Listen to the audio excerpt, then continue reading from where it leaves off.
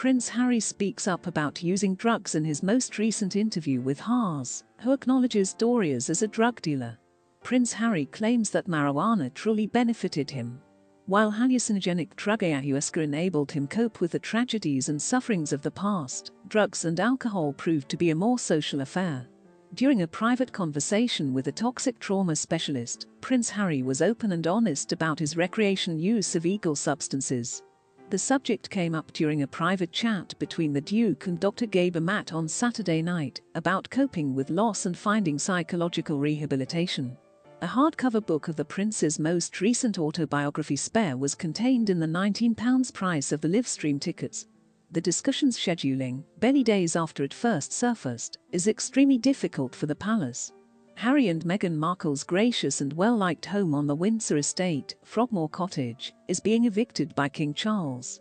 Dr. Gabor Mate, a trauma specialist, first discussed how individuals use drugs to cope with challenges in their lives, before he questioned Harry about the reasons he uses illicit substances like cocaine and cannabis. Cannabis is unique. That was a huge assistance. My smoking habits aren't actually that harmful. I'm given the appropriate dosage to utilize, and my loved ones are always there and willing to assist me.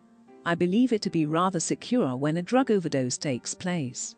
It took it all away for me and gave me a sense of peace, relief, and pleasure, which I was able to hang on to for a while. When I first started doing it for fun, I began to see how beneficial it was for me. I'd say it's one of the key aspects of my life that has transformed me and given me the ability to cope with the hurts and traumas from the past.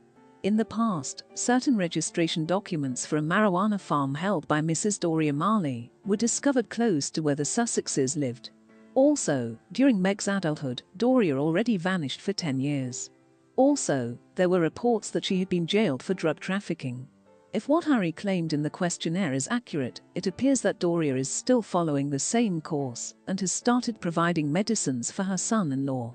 Recently, the Duke's pupils were shockingly wide when Harry was spotted leaving his house. This point is also made in the Netflix reality series The Prince, where he argues that drinking is more of a social activity than a complaint about peer pressure. The famed grower Meghan's nephew even gave her the name of a new cannabis strain. Tyler Dooley cultivates marijuana in Oregon, where it has been legal since 2015. He previously revealed that he will be creating a new, strong hybrid called Markle Sparkle.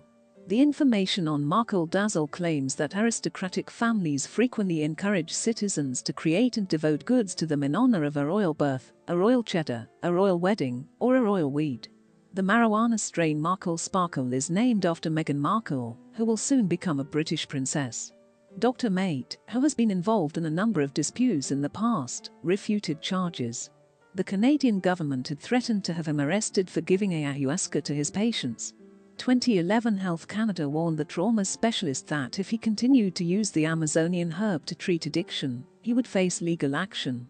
Dr. Mate gave the medication to between 150 to 200 people in the 2 years prior to learning of the